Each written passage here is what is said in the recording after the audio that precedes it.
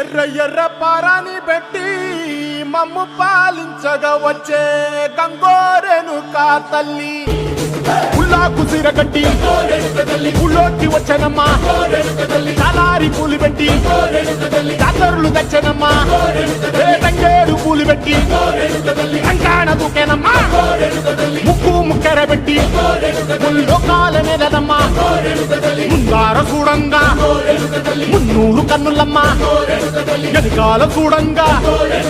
ఏనూరు కన్నులమ్మా సాధు సిద్ధులంతా